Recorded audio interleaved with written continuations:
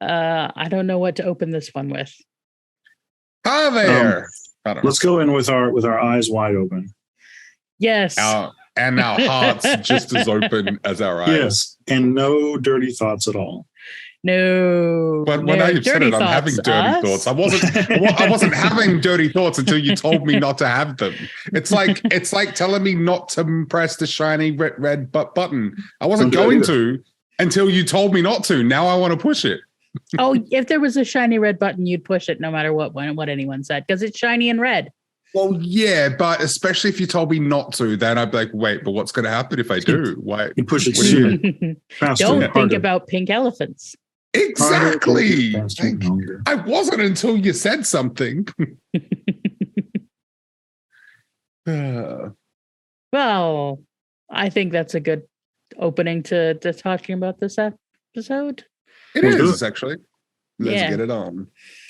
Let's get to the dirty thoughts.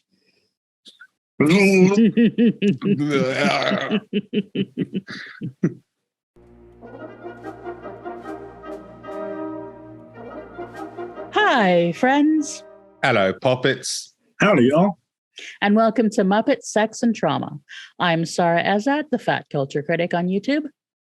I'm Jack Kramme, editor / right-hand man for Passion of the Nerd. And I'm Josh Gosdin, and I'm just feeling wonderful tonight. Dude. Totally, dude. Yeah.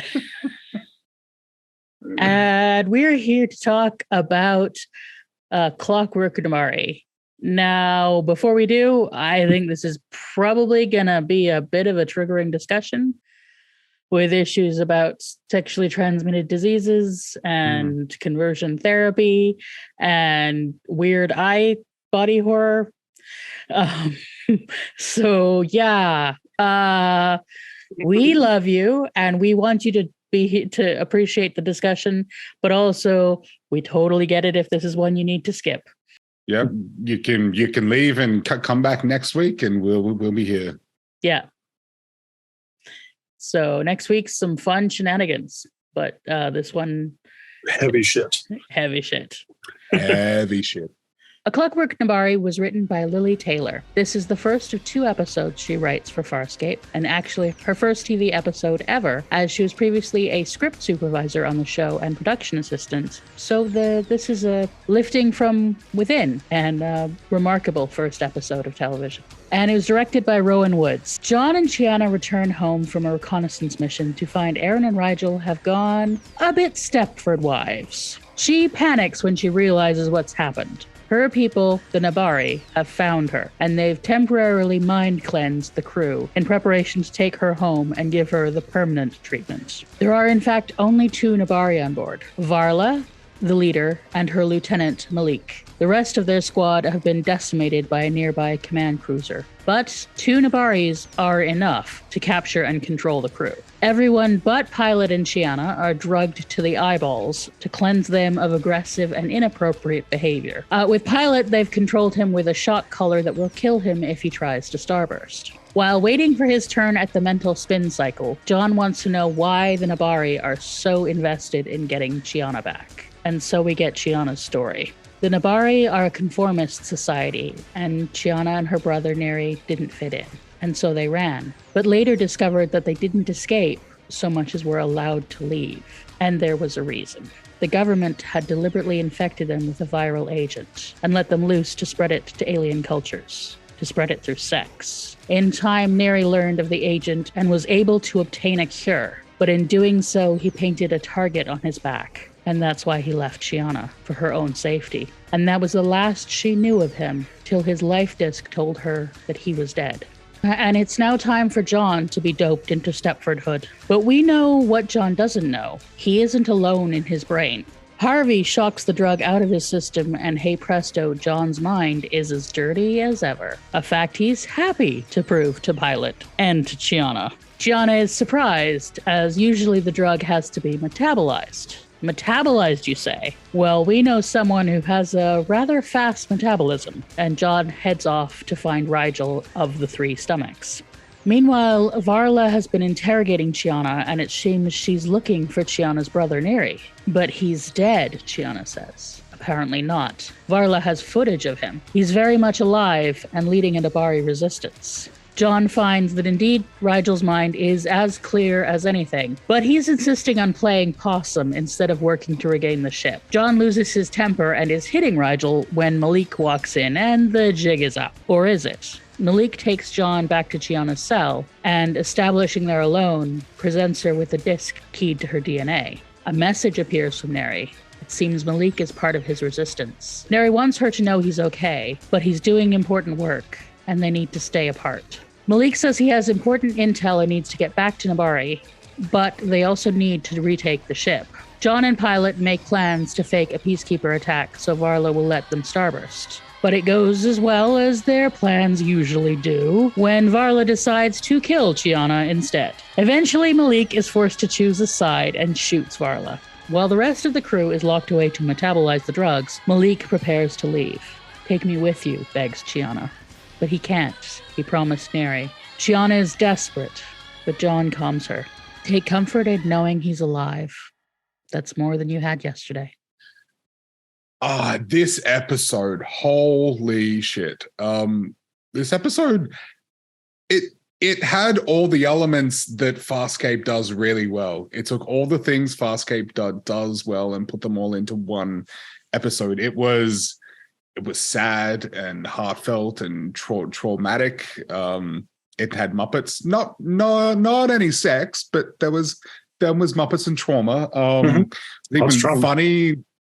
Yeah, it was funny and zany in parts, and there was even a character that was sidelined for most of the episode. It was very Farscape, and I really like this one.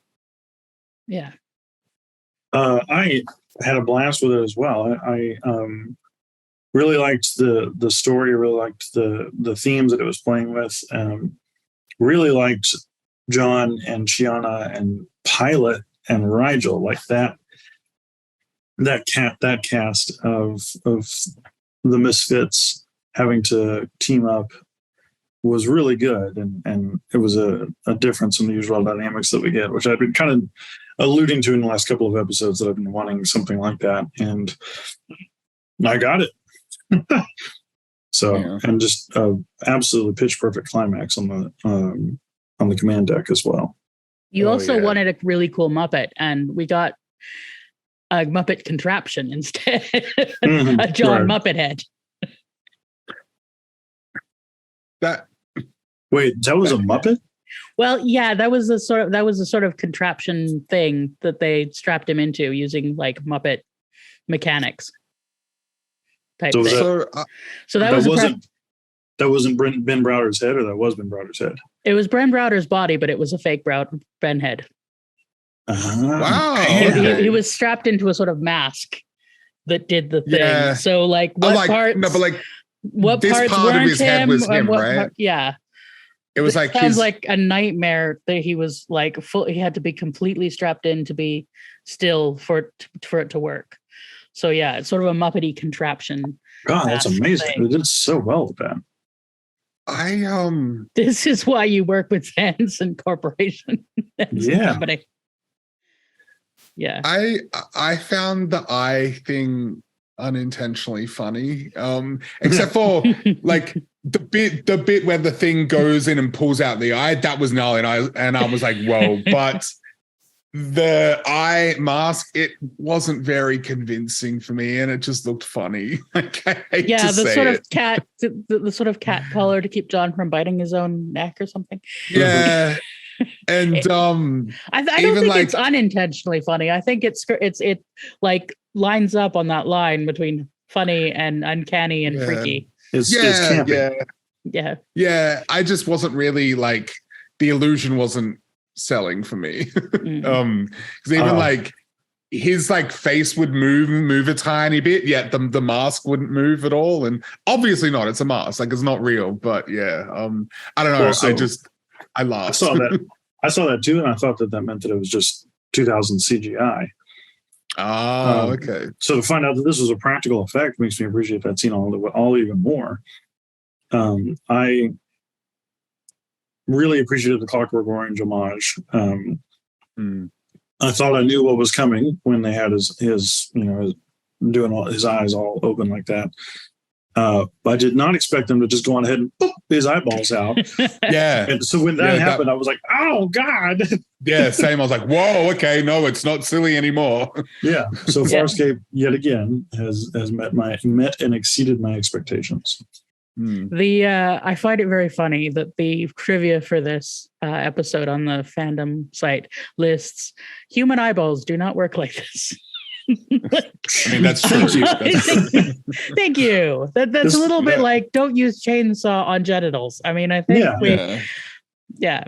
I'll cancel my ocular mutilation plans then. Damn. Yeah, and there's like, especially if you like rip an eyeball out, like detaching it from the optical nerve, there's no going back. Like that's it's a not permanent thing. Yeah, it's not a diskette that you can just slide back in. Yeah, they don't just pop out and go back in at will, you know. Yeah, obviously. Oh, this episode actually introduces a very important I think it stretches the word to call it character. But the introduction of someone who will appear for the rest of the show. Something was named for the first time ever. Did you notice? Oh, Winona. Yes. With Winona the gun, I like that. That was such a John thing to name his gun. I really like that. Winona is going to be a feature. Actually, there is, in fact, at this point in the series, a game was released, which I've never been able to get a hold of and play, although I hear that it's kind of crappy. And it's in the game that he finds Winona. So, it's a Farscape game? Yeah. Yeah, so it's a game based on this wouldn't be very good around that time. Buying merchandise, so that's kind of clever. Unfortunately, most games that are based on like a movie or a TV show, they have a reputation for being really bad because they're just a cash grab, essentially. Especially at this time. But it is a fun little tidbit. And if you want, we could try and track down the game and have a go. Still love to try it. I'd still love to try it. Have to track down a Super Nintendo console or whatever it's probably on. Possibly. Yeah. Around this time, it could have been Nintendo 64. I'll bet you it was N64. Yeah, I'm not entirely sure what it was on, but there was. If viewers out there want to tell us more about the game, if anyone played the game. Yeah, let us know. So that's where Winona comes from. And named after Winona Ryder. I was wondering, is it like his like childhood crush or something? Or I think I think the other, I can't think of any other Winonas. Isn't there a Winona Earp or something like that? That was a show that came later. Yeah, not for John, there wasn't. Okay. I think there was a country singer named Winona Judd. Yeah, she was Ashley Judd's mother, I believe. Yeah, so it's either Ryder or Judd. Winona Ryder was born in a town called Winona. That's where she got her name from. Neat. Yeah, which I think is kind of cool. I don't know if it's a stage name though. I think given his age, I think it's probably Winona Ryder. Yeah, I'm sure he watched Heathers when he was a teenager. Yeah. I was going to say Beetlejuice, but Heathers, that fits. Probably both. Well, sure, yeah. One led into the other. Yeah. Yeah. So, so this is the, I was wondering when does Winona appear? It's like, yes. Yeah, so. I had a feeling because that scene, it seems very intentional. So I had a feeling that it was like an introduction of sorts, it seemed intentional. So the show, this episode is monumental for a couple of reasons. I find it really interesting that this was a promotion from within, letting the script supervisor have a go at writing an episode. And what an episode. Incredible. Yeah. Like, this is amazing. I wonder if she got help from the she probably got some assistance from Rockness Sabana. Yeah, probably. You never know.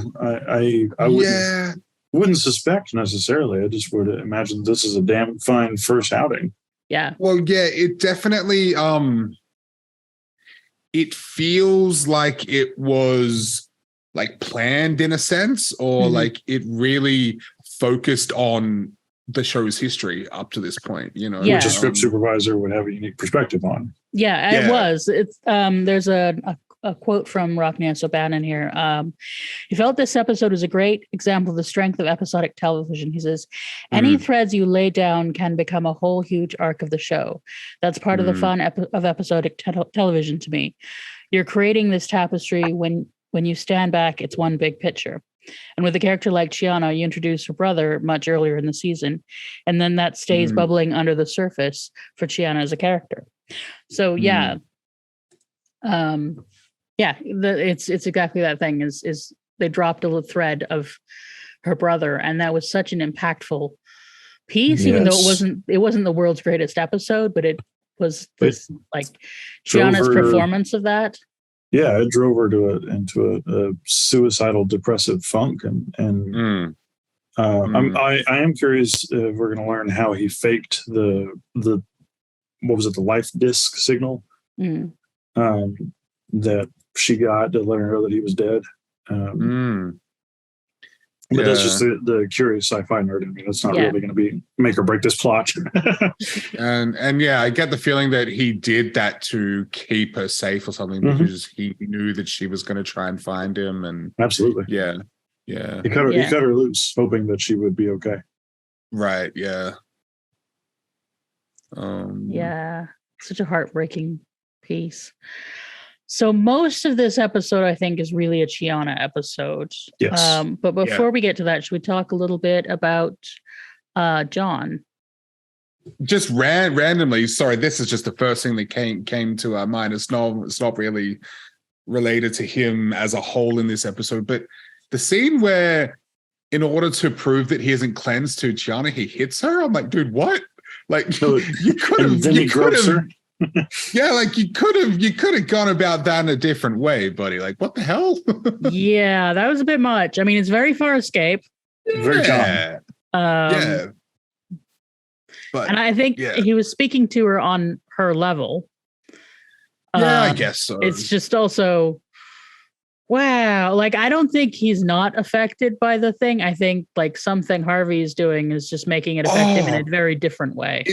It definitely made him, like, at first he seemed a little manic and like mad, like he was losing his mind, which has happened before. And he gets like that with Harvey. We've seen it a couple of times. Oh, right. Yeah. But I love Surfer Dude John. Like I freaking love, like, yeah, dude. Like, yeah, totally. I love it. Like, I'm trying to chill out the Nexus fluid. Yeah. When Ben Browder has fun, I have fun too. Like, that is the rule, yes. And the bit with pilots, it doesn't work on Mama Crichton's baby boy. And the whole time, Pilot is looking at him over his shoulder, like, the fuck. Yeah. Like, I'm not buying you're not on drugs, but I think they're effective.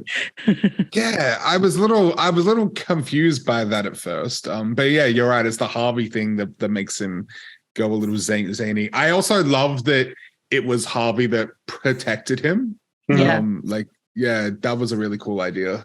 Yeah, Harvey saved the ship.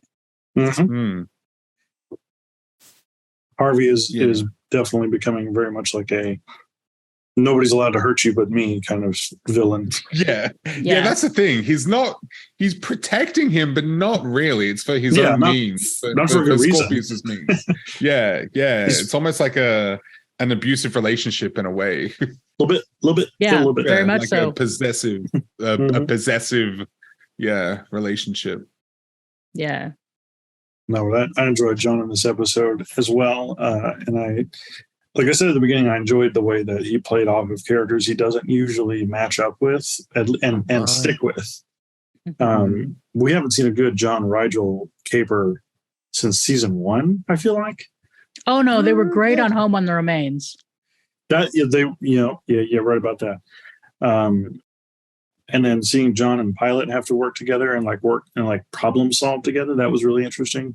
Mm-hmm. And of course, I love John and Chiana. Who doesn't love John and Chiana? Of course, yeah, that's a given. They're adorable. So John really did a very good job as a linchpin for the characters to kind of pinwheel off of this episode. Mm-hmm. Just quickly, there was a great bit that I really hope was improvised. The bit where he's walking out of the room with Rygel on his shoulders, and he hits Rygel's head, and then he's like, "Oh, sorry."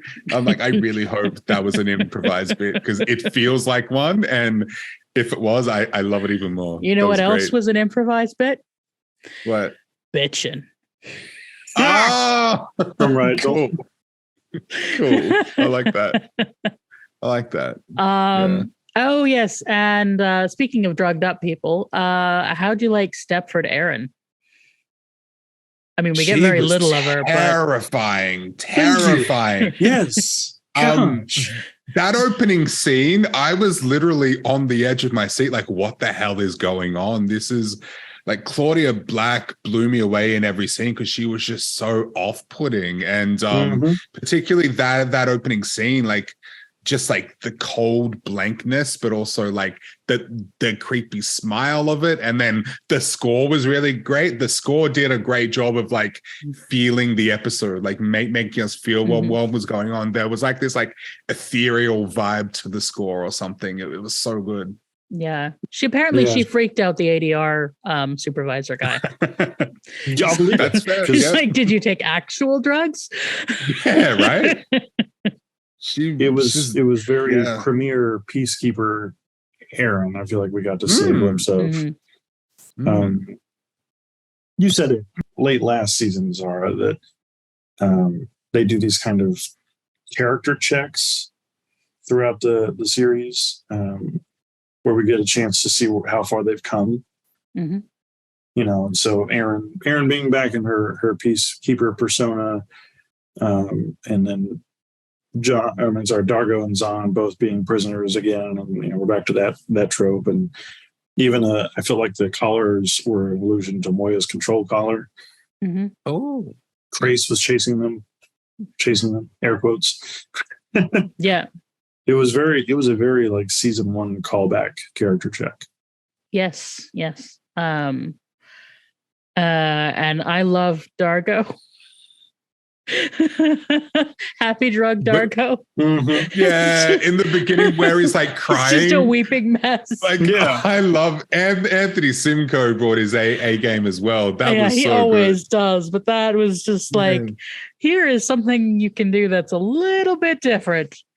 But it was so good because it was kind of funny at first, but then I actually started feeling a bit sad. I was like, oh, the poor fella. This is really not good. And we get very brief bits of Zahn, but oh god, you know what? I completely forgot until the last scene where we see her, and I'm like, oh wait, she's been gone the whole time. No, she was there briefly. She was there once in the beginning, the beginning, but then I forgot about her until the end, and I was like, wait, vanishes. She wasn't in was she? Sorry, you said she was having some health issues. So I wondered the actress was having health issues. So so but even just the way they did it too, the way that she just hopped in over Malik's shoulder, and was just no, John, and just wasn't there after the commercial. But when she was there, wow. And she goes, Rygel, my sweet, please release us. When I'm getting a little worried about Zahn because she keeps getting written she's either ignored, or they keep trying to go different directions with her, and then it's they get bored and go another direction. I'm getting worried that they're gonna just ruin her character, or even just unceremoniously kill her off or something. I don't know. Don't put that shit out there, man. I'm sorry, but I'm just getting really concerned about Zahn. I really am, because it's what are they doing? I've been griping about the way they've been treating her character almost every video we've done this season. So I won't beat that horse at that drum. But I was able to laugh through it this episode instead of being frustrated by it. And we'll see what happens because, writers going to write, actors are people and all that kind of stuff. Yeah. I just hope they're able to correct the ship in some way, Same. Or if they do decide to write her out, that she goes out in a blaze of glory of some kind. Yes, if that happens, like if it's satisfying or very as long as it means something, absolutely. We'll see, I guess. I just there's just been lots of breadcrumbs of really great stuff that they don't finish or go with, and it's really frustrating me. All different kinds of bread too. Like I hear you. I think they had a real hard time figuring out what to do with her, and then with the limited time with the actor. We will see what happens. Sure. Yes, we shall. So, how about Rygel? How did we like? How many times can he try to screw them over before they just fucking eject him into space? Like, that's what John was saying. He was like, "I'm so sick of you selling us out every chance you get." I'm sick of it. Every chance, but pretty much every chance. I'm just like, it's getting to the point now where it's getting a bit ridiculous. I'm like, why do you keep? It's like, you put your hand in a mouse trap. You don't do it again because it hurts, but they keep putting their hand in the mouse trap. Like he is useful sometimes. He's very useful, and this was different than him flat out trying to make a deal with Scorpius. Like this was Rygel deciding not to fight, not Rygel turning against them. Yeah, that's true. He wasn't necessarily selling them. Yeah, and that's a different kind of, maybe less intense kind of betrayal. Sort of a betrayal of a mission, I guess. But it's I mean, it didn't bother me so much because also he came around in the end like he always does, and then he and John made a good team. And then Rygel had way too much fun locking everybody up at the end. I also love him coming out of the little box crate with the high-pitched helium voice. I also love that the episode didn't explain the joke. You had to have seen. You had to know. You had to know. I love that. I love that they made the joke, but they didn't explain it. It wasn't like spoon-fed to us. Like, that really made me laugh. I like that. Yeah, I think him wanting to play possum also reminds us how strong the Nebari are. We need someone to ground us in that, the threat that they do represent. Yeah, they had. I was, and we might expand on the climax a little bit more as we get closer to it. But I was a little torn on, I guess, the character decisions in the climax of like, just hit her. Why we were still trying to like talk her down and plead with her and beg with her, and instead of knocking her the fuck out. But I can also definitely see like she had 2, maybe 3 mechanisms at her disposal in like on her person to mess him up or kill him if she wanted to. So it wasn't like just taking a gun from a person, like she was the weapon. Yeah. Yeah, I kind of went back and forth on it with myself a little bit. It's a bit unclear why why they need Malik to do the trigger pulling. It was poignant, but was it necessary? It was poignant, but I also wish that Chiana got to save herself more. She does a little bit by attacking Vala. She attacks Vala, but it's mostly John and Malik that the bulk of the rescue there, and it just would have been really powerful for her to rescue herself. I think John had the plan, but she definitely fought Vala more directly than John did. John didn't really engage her physically until right before Malik shot her. Yeah, but Chiana was throwing fisticuffs. Yeah, like she was resisting emotionally and then trying to resist physically. Yeah, you're right. It would have been great for her to have the last kick. Yeah, and to actually be the hero of the episode. It would have been really just poignant, and yeah. I also thought early on with Pilot being immune, I thought maybe he was going to get to be the hero here, and that didn't quite eventuate. He was close. He was the man on the chair. Yeah, he did stuff. On the other hand, though, I think they're doing something with Chiana because she is the person who thinks she can kiss, or frail her way out of anything. And there is something to putting her in situations where she can't. Right. That's fair. I kind of wish there was a way for her to use a different strength. But also, like, I also want her to have a growth. I want more room for arc. Right. I don't want to arc too soon. You don't want to prematurely climax, maybe. Yeah. I want more build with Chiana. So yes, I'd love her to save herself. But also, yeah, it makes sense. The position that this puts her in. God, Gigi Edley just puts in a hell of a performance in this one. Yeah, she must have been so exhausted by the end of this, like, because she really, like, she spends the majority of the episode in tears, scared. Like, it's just incredible. And they did this one right before a holiday break. Oh wow! with her emotional scene with John at the end being the last thing they filmed before the break. Well, she used to get the break to rest and recoup. Yeah, because holy crap, it would have been intense.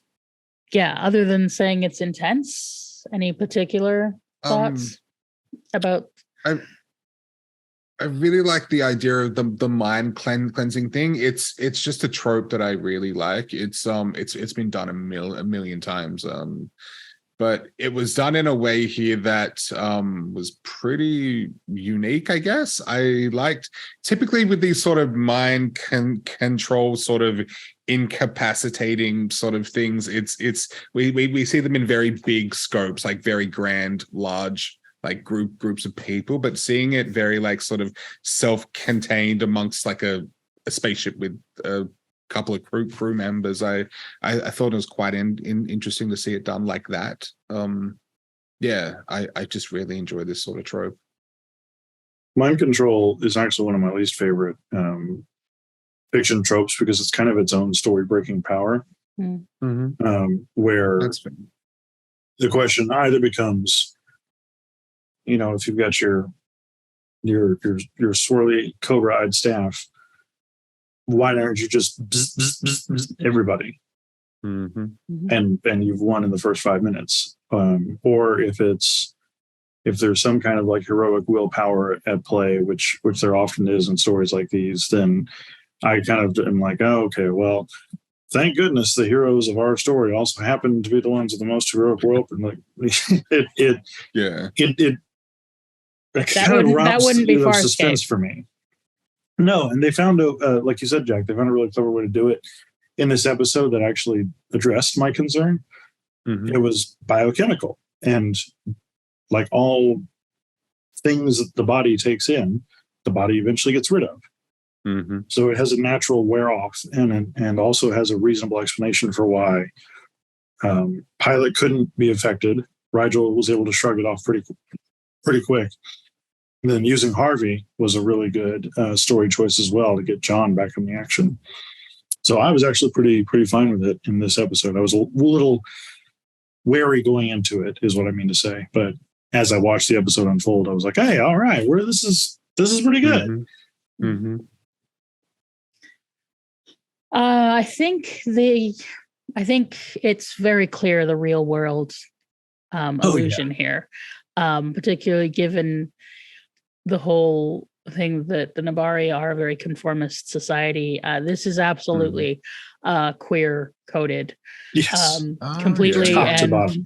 Yeah, you'd have to be very dense not to get the queer coding on all of this, including the sort of the fact that they look like they walked out of a Bauhaus concert. yeah. I definitely noticed that. That aesthetic really speaks to my old goth heart. I hear you, sister. Like nobody says this is Neri's ex-boyfriend, but that would have like like it couldn't have been clearer. And so then obviously we're playing here in both conversion therapy and an AIDS allegory. AIDS, of course, wasn't, engineered, but the establishment, when it was only affecting gay people, the establishment had no interest whatsoever in clearing, in treating it at all. And, there were people who talked about it as being a cleansing from God. Like Pat Robertson, who thankfully fucking died recently. America's got you. But Thatcher was just as bad. Yeah. And then several of the laws or directives put into place around who can and can't donate blood or plasma or stuff like that were concurrent with the AIDS epidemic, and some feel like they were a way of containing it within the gay population at the time. And like, maybe then, we'll get rid of everybody who we don't like and who God doesn't want with us and all that nonsense.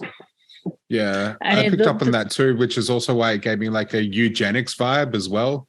Yes. Sort of like breeding out undesirables, so to speak, and trying to make everybody homogenous or whatever you want to call it. Yeah. Yep. Yeah. It's very directly, we talk about the hegemony and manufactured consent.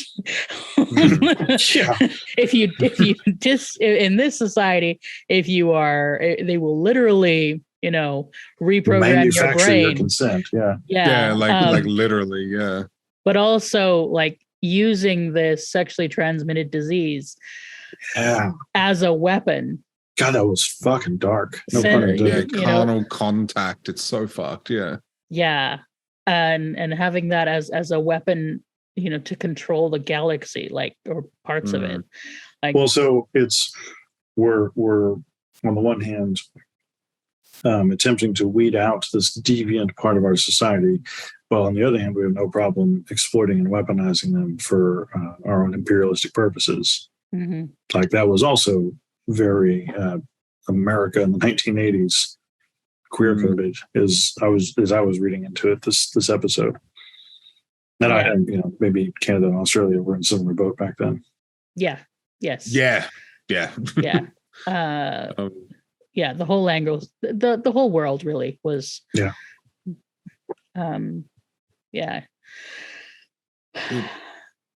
So it was dark. It also sort of made me think of sort of like the medical experiments in Nazi Germany, and some other countries have done shit like that too. There's a lot of like coding and just themes here. In lots of different directions. Spending so much time on this episode in Chiana's POV really puts a very like harsh spotlight on the impact and effect that this kind of ideology and these kinds of policies can have on disenfranchised minorities. Queer coding is obvious, but you can sub in almost any persecuted minority group. Right. Yeah. But thankfully for world history that we've got that well to dip from in fiction. It works almost just as well for almost any. There's lots of right answers here. Lots of right answers. Yeah. When I talk about this stuff on the channel, I often talk about it as the metaphor I like is it's the same tune on different instruments. The notes are the same. but with each kind of marginalization, it'll play out differently because we are different instruments, because there are those differences matter. You know, the same Absolutely. tune on an oboe is different than on a violin, and you know, Absolutely. yeah. So that's a great way of putting it. While we often don't see these things from the perspective of the most marginalized, and sometimes in order to get that onto television, it has to come in metaphor, and the metaphor is, you know, metaphors and allegory are always imperfect. Sure. But nonetheless, this does a hell of a lot to give us a window of empathy into someone in this position. Yeah. So, and Gigi Edgley's performance just is stunning. Yeah, incredible. As an allegory of queerness, I think, this is sort of kind of a mix of being both allegory and, you know, I think it's pretty clear that Chiana is bi. Yeah. Or pan even. Yeah. She's an alien. I'm sure she has her own word for it. She's not bound by heteronormativity. Yeah, she's not. And her boyfriend is a completely different species. Like she don't care. And I like her brother. Again, looks like he came out of a Bauhaus concert, but that seems to be the Nebari look. This might sound terrible, but for a second I thought Neri and Malik were the same person because they look so alike. Yeah, they do look very similar. Yeah, I was very confused for a second, and I also really feel like they did. First of all, I loved that brief pullback shot of them sleeping what looked like under a bridge, but it was actually above a very Blade Runner-esque skyline. But the under the bridge aspect of it, and even like the traffic and the pullback, it was very 80s New York. Is just all that I was seeing when I was looking at that. Yeah, and it sold really well. Like the set looked good, the outside the window looked really good. Like it was really believable. I like it. They are gray aliens, but they really feel like they kind of fit into like Paris is Burning. Rent. Yeah. Paris is Burning is a bit more real than Rent. Lots of things are more real than musicals. Hey, I'd be down for Farscape the musical. Sorry. Twice. If there's a musical coming. I'm not going to say. Okay, poker face. There you go. I'd rather not know, actually. I want that to be a surprise. There are certainly some interesting episodes coming. Especially when we get based to on what we've seen. Yeah. It's Farscape. Yeah, that goes without saying. Yeah. The next one Lily Taylor writes won't be for a while, but it's a doozy. I mean, since seeing One Get Fooled Again, I know that this show can and will do anything. So we're my aviators. Oh yeah. That episode was bonkers. Loved it. Yes. It's done by the same director. Like I think Rowan Woods has a gift with the actors and with giving us these intimate portrayals, like within intimate sort of humanity within the bonkersness. He directed Back and Back and Back, and Won't Get Fooled, and very and Human Reaction. Oh, yeah, very also just sad. Yes, for me, for a variety of reasons right now, and for a lot of folks for a variety of reasons, to watch this kind of allegory play out and know that it is hardly embellished at all. Yeah, 20 years later, and it's still the same shit. Yeah, it is, and there's very few added fantasy trappings that are placed upon it that wouldn't or don't happen in real life. To folks in the QT community or any number of, like we said earlier, any number of other instruments out there, but especially for if we're going to stick with what seems like the intended allegory for anybody who has ever found themselves in a home that didn't feel like home. Yeah. Where they couldn't be themselves, or where they were being asked to participate in horrific or immoral activities. And that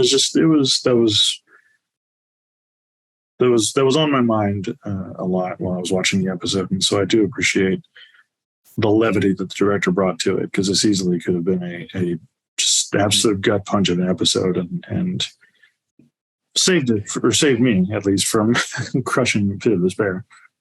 I think the levity with Rygel. Thank you, Rygel. is the thing that gives us the counterbalance. Yes.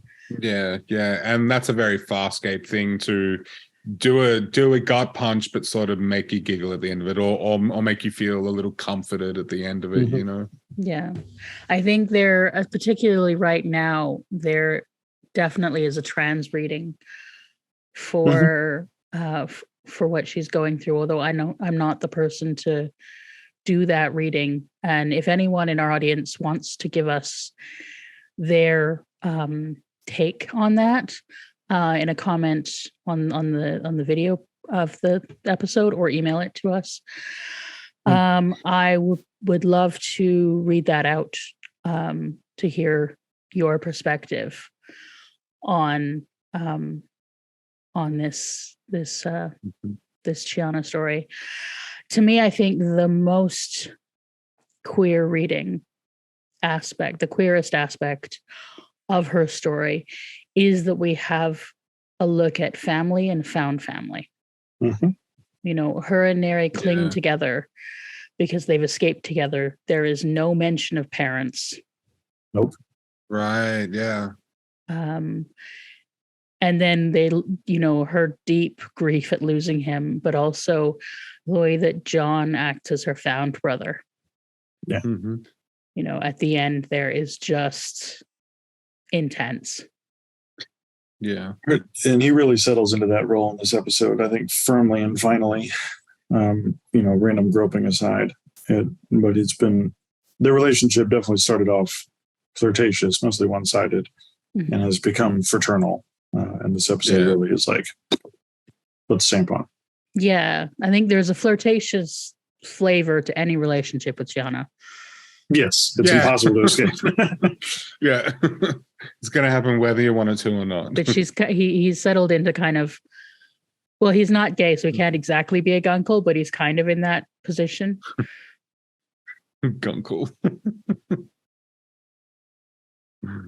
That speech at the end is just gorgeous. I love it so much. Yeah.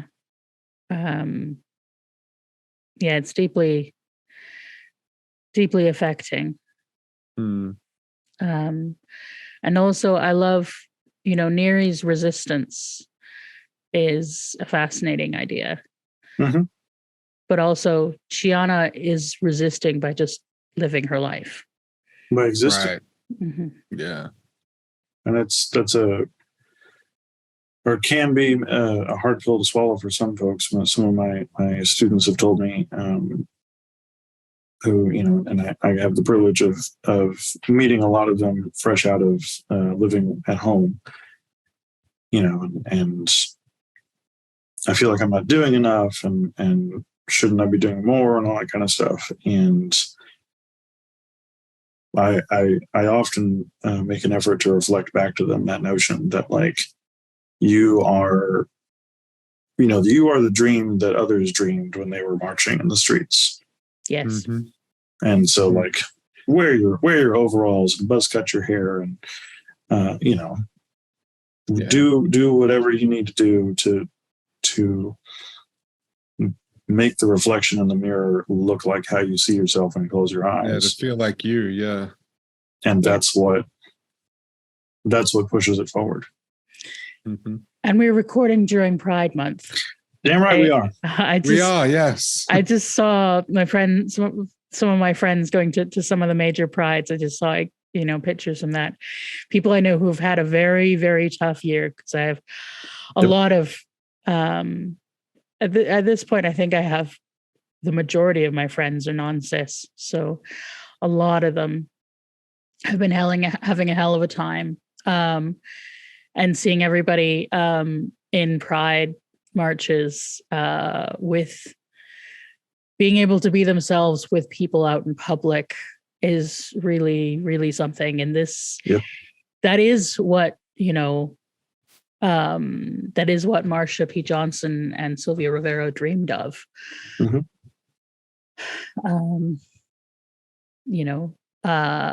Was for the people like them and unlike them to be free. Mm-hmm. And it's a difficult time for solidarity. It's been very straining, but it is so important that we be there for each other. I live in Texas and I work in higher education, and that's been rough. Oh boy, yeah. Yeah.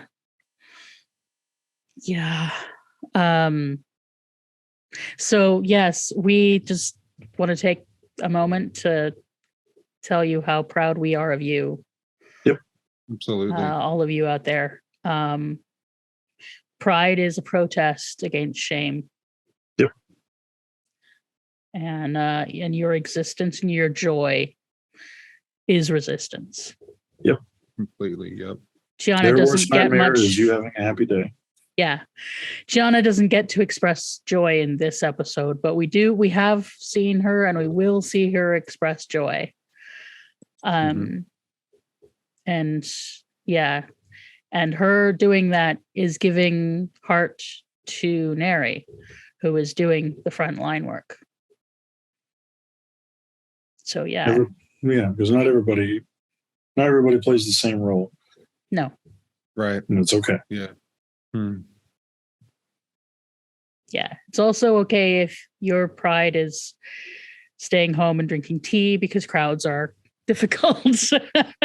Yeah, absolutely. Introvert pride. Yes. Unite separately. Yeah. Yes. Happy Pride Month. Be louder. Yeah. And if you're not in a position where you can be open and proud, we empathize with you, and we see you, and we support you as well. Yeah.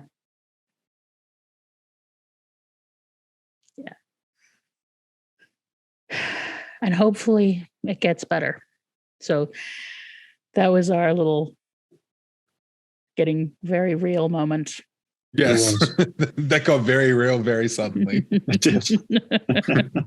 But I think this episode leads us there. It does. No, absolutely, yeah. Yeah, I'm really glad that you called out the allegory, Sara. I think it's important to discuss. Yeah. And I think one of the things at that point in time, having allegory plus coding that suggested more than allegory was a very good start. Yes. I mean, nowadays we also need it to not be allegory. Yeah, like we need openly gay characters. We need openly trans characters. Yeah. But in the early 2000s, we just needed someone to see themselves on the TV screen. Yeah. Yeah, and hopefully Chiana and Neri gave some people that. And one of the It Gets Better things is when this was made, and they're talking about the AIDS allegory in the early 2000s, about the time this was made. The father of a friend of mine was actually the infectious disease specialist for our town. He was for our city in the prairies, he was the AIDS guy. And he would go to conferences. And I remember my friend telling me how he talked about that every year he would go and the numbers would stay the same, but the faces would change. That's where we were then. Today, if you can be undetectable and, live life the same as someone who hasn't been infected, and they're working on a vaccine. So some things have gotten better. Some things get better. Yeah. Yeah. Yeah, it's really great that it's a manageable disease now, very manageable. Yeah.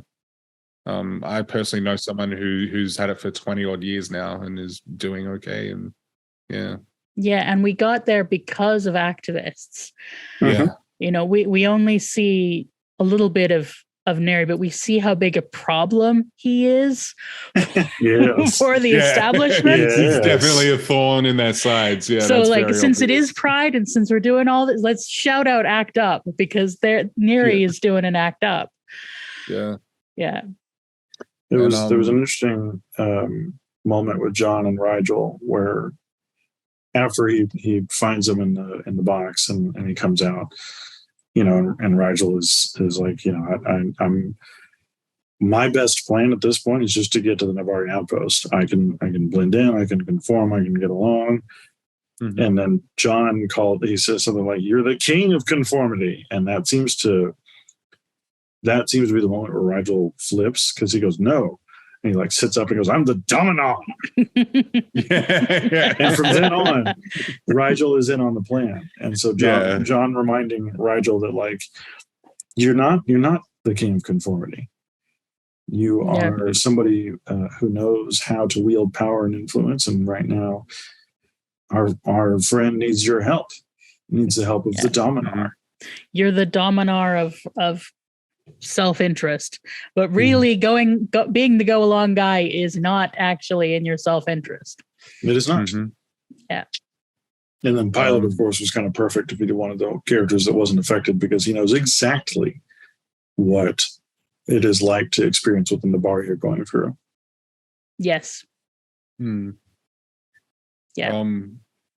And on the topic of Chiana and her brother, I had the same question that John asked. Why would Neri send a message but also not care if Chiana gets cleansed? And I think that, along with Malik's refusal to take Chiana to him, is very much the mission is the most important thing. The needs of the many outweigh the needs of the few. It's yeah. See, Josh, I'm getting there.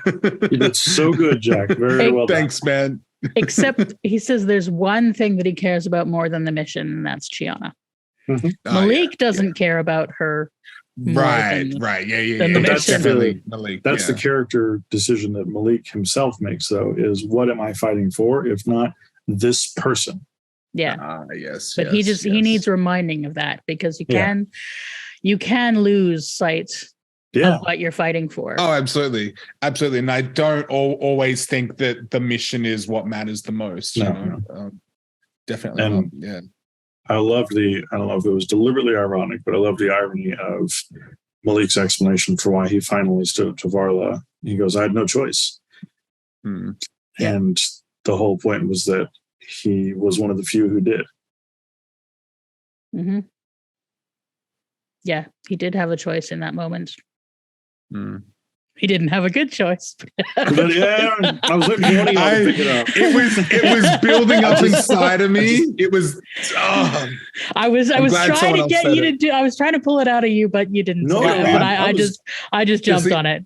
I just folded a microsecond. I was going to blurt it out. It was welling up in me. That was low hanging fruit, and I dangled it in front of both of you. Yeah. You guys never let me down, ever. Yeah. Anything else? I think that's all I've got.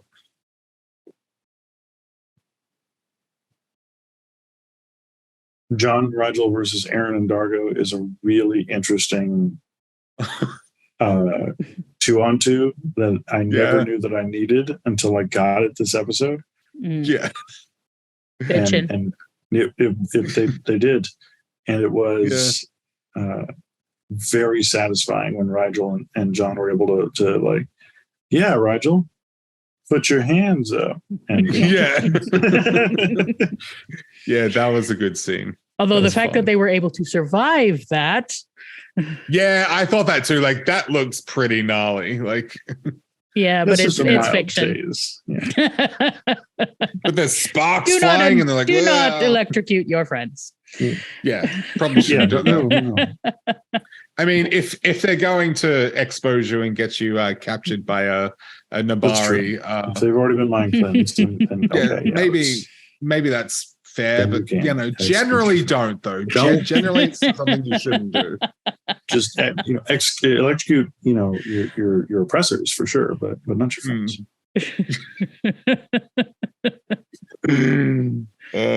Whatever gets you out of conversion therapy. I just love that. That's our message. That's our yeah. Do not take Farscape as an example for how to treat your eyeballs or your electricity. Unless dealing with your oppressors.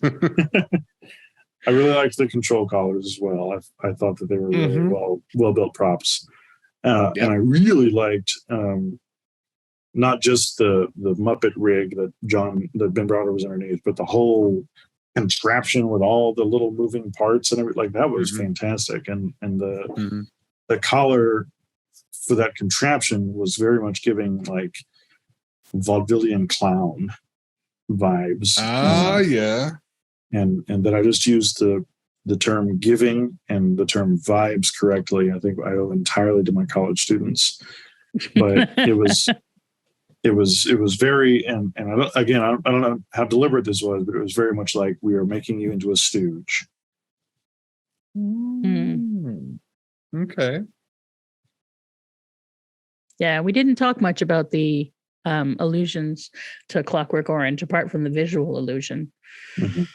Yeah, I haven't seen a Clockwork Orange in a long time, so that's why I couldn't really make much of a comparison.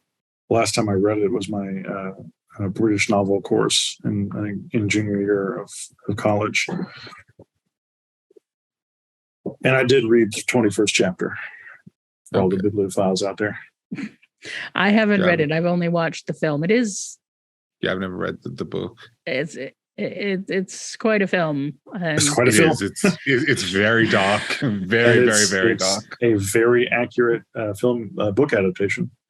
So if you have only seen the film, you've got a really good idea what the book is about. Okay.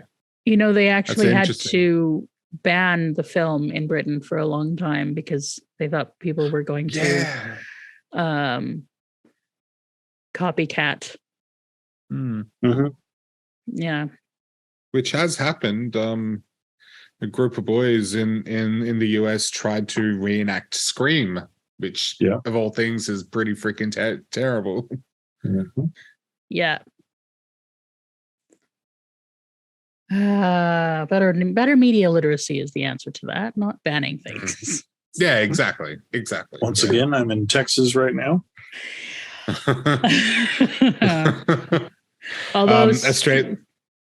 Although we do not stand with Stanley Kubrick's way of treating performers. No. He went to the Alfred Hitchcock School of getting your performers to nearly die. Yeah. Australia as a whole is pretty ban happy and censorship happy, which really bugs me. Yep. Yeah, it's I don't agree with it. As you said, Sara, it's about media literacy, not hiding things from people.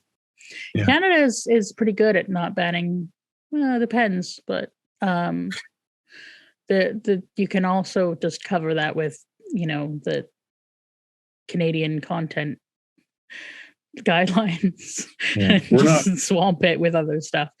None of us are holding a candle to Florida right now, but. Well, that's the thing. At least we're not banning like health books and stuff. We don't do that.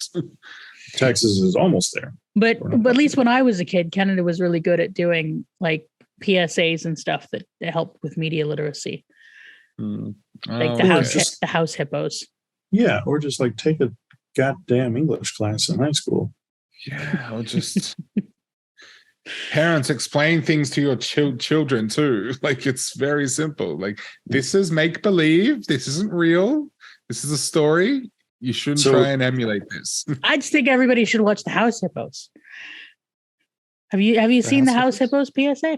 It's one they made for kids when I was young, and they've done an updated version since. But it looks like a nature documentary, talking about house hippos, how there are house hippos that live in your house, and it's like photorealistic. It's the cutest thing of like they have like drinking from your cat's bowl, and they're like tiny hippos. And this whole thing, it's just the whole nature documentary thing. And then but they go, that looked pretty real, didn't it? This is how we made it. Not everything you see on television is real. Okay. You need to think carefully about the things you see and ask your parents. It's just sounds nice. Yeah, it's a great way to like introduce that concept to kids, to think critically about what you're seeing. And also the house hippos are really cute. For some reason that's just brought back memories of a children's book I loved, a hippopotamus on the roof eating cake or something like that. I got to tell you, the United States was not that into hippopotami. Anything with hippopotamus is cute. Yeah. We apparently were an outlier amongst the rest of the developed world, the Western world. I loved that book. I should look it up. You didn't have I want a hippopotamus for Christmas. Well, we had that, yeah, but that mostly existed for children to annoy their grandparents with. Could have been anybody who was doing that. It wasn't necessarily me. Anyway, this is a tangent. Yeah. This has been a very topical episode, Sara. Right. And we haven't had an episode this meaty in a while. No. And we've meandered around a bunch of different stuff. Yeah. Yeah. But yeah. And what's interesting is Lily Taylor didn't actually go on to write a huge amount. We have a second Farscape episode, and then a sprinkling of Home and Away, which is where she went to go be a producer for many, many years.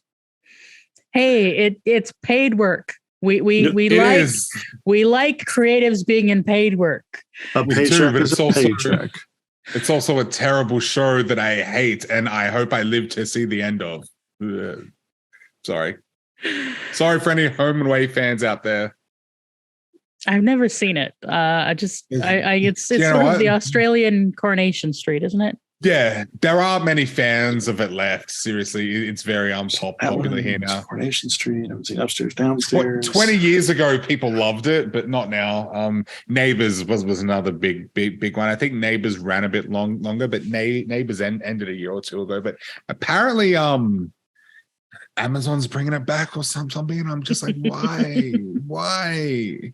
Dude, the well that streaming is dipping into right now, Apple Plus has a goddamn Foundation series. And to make a television show out of that novel series is an ambitious feat in the first place. But Paramount is killing Star Trek Prodigy, which you can't. We'll never end this podcast if I get sucked into that. If the campaign is still going, this episode will now be full of the hashtag Save Star Trek Prodigy.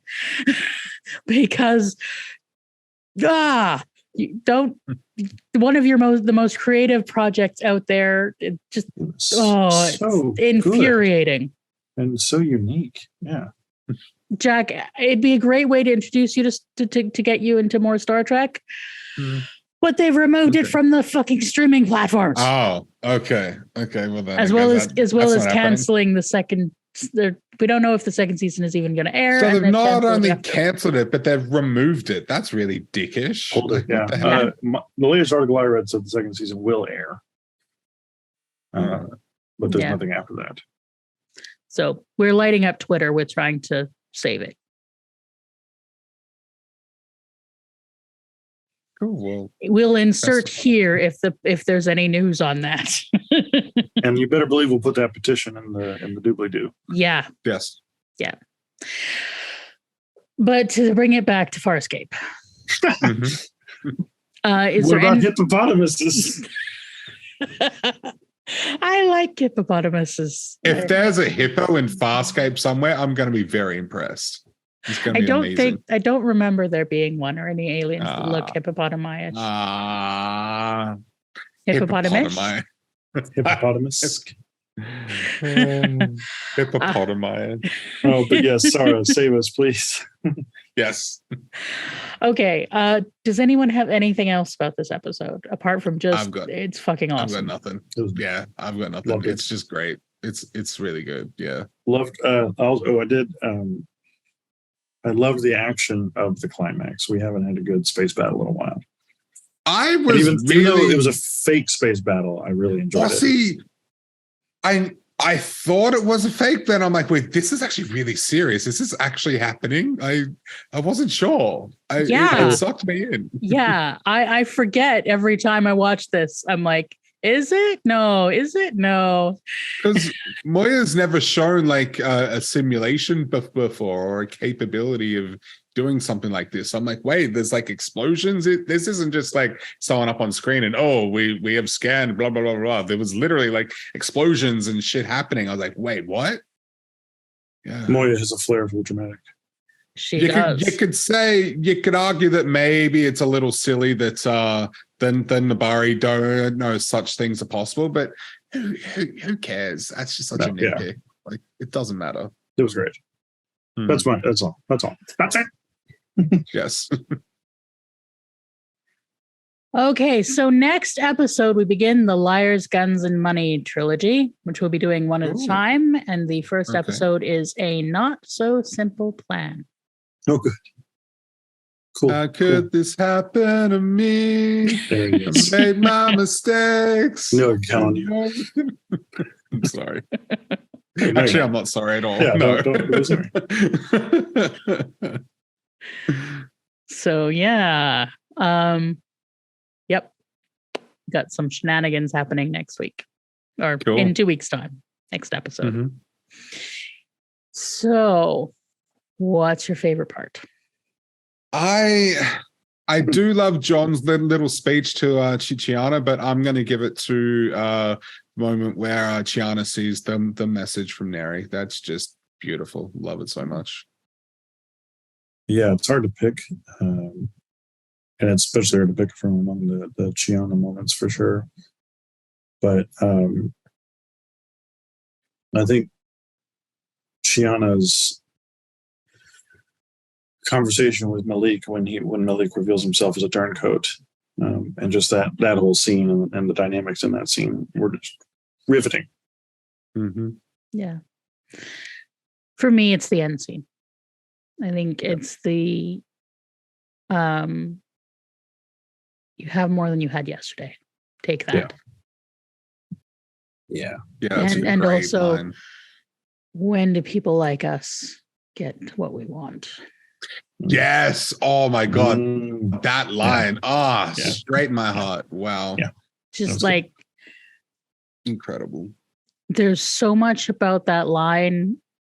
Just like really good. Yeah. But sometimes, to end on a hopeful note, sometimes people like us do get what we want. And sometimes, I was talking about how things have changed in terms of the AIDS epidemic, that it isn't an epidemic anymore. Mm-hmm. Mm-hmm. And when I was growing up, I don't think we could imagine that day. And so I believe that the end will come to this transmoral planet that is descending into just general queerphobia.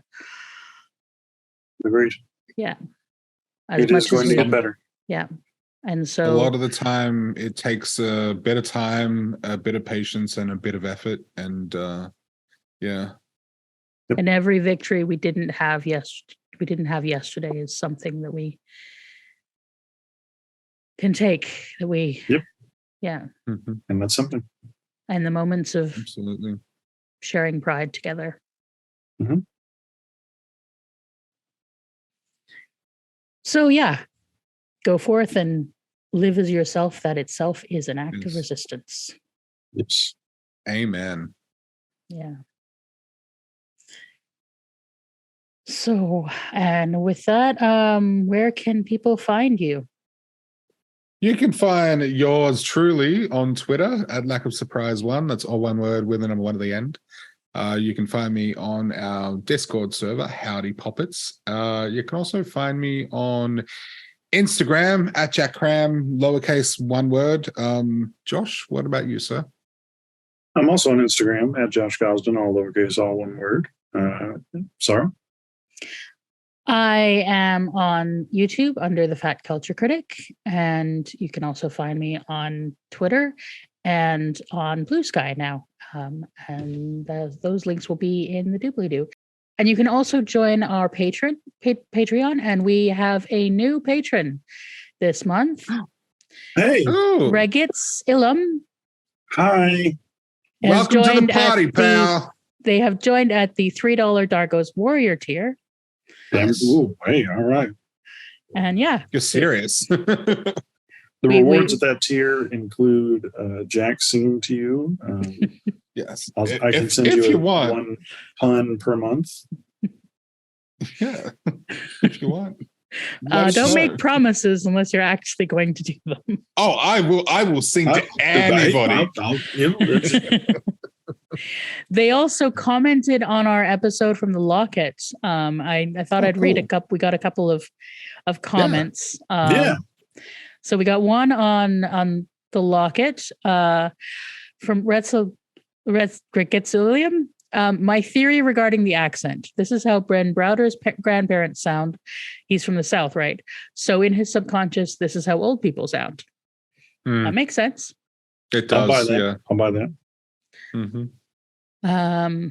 We also got from Akane171. I think on some con, Ben said that he had canon that because John was injected with microbes, his lifespan was lengthened and he got older with Aeryn. And I fully support it, even if it contradicts this ep. And then they go with a spoiler. And then I frelling love how Ben, every time when he played some asshole like PK officer or the Brainiac John, he used Southern accent. The man is a national treasure. Anyway, always great talk. Thanks for sharing. Well, you're welcome. I like that. Thank you. I like that perspective. And I like it too. Then we got on Won't Get Fooled Again. Oh yes. And from Name and Random Numbers, was interested till I saw the gender fluid garbage. Good riddance. Why are you watching something called Muppet Sex and Trauma, and why on earth would you watch Farscape? What gender fluid garbage? I haven't a clue. I don't remember us saying that was on Fooled Again, and I can't remember us saying anything about gender fluidity. When we were talking about Zon, maybe? I don't know. They might have just gotten annoyed we put pronouns up. Or maybe because I wear makeup, but I'm not gender fluid. I'm a cisgender dude. I just like makeup. So do we care what Mr. Bunch of Numbers? Oh, no, absolutely not. But I'm just very confused. I don't know where that's come from. Rationality leaves the conversation rapidly. But yes. Good riddance. Good riddance. Yeah. So he says good riddance to us, and we say good riddance to him. See you, pal. Don't let the door hit you on the way out. I just wonder why those people come across something called Muppet Sex and Trauma and think, yeah, they'll watch that. That'll be for me. You know what? Sex sells. That's why. Muppets. Yes, Muppets sell. Muppets. People are into Muppets. Wait, I'm sure there's no, not going there. No, stop. Rule 34. Thank you. There we go. I stopped myself and you went there. Josh is pointing the finger now. Josh is getting serious. Josh is being teacher. Daddy Gosdin's getting angry. Getting stern, Daddy Gosdin. Professor Gosdin. Oh, fuck. Subscribe to our YouTube channel to see my facial expressions. Yes. Yes. So yeah, I think I think with that we're done. Yeah. Thanks, friends. We'll see you next time. Yeah. Bye, y'all. Bye.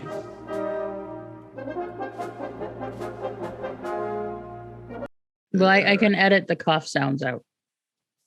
I've gotten pretty quick on the Mute button. Mute button. We are professional podcasters. We are people. YouTube podcasters.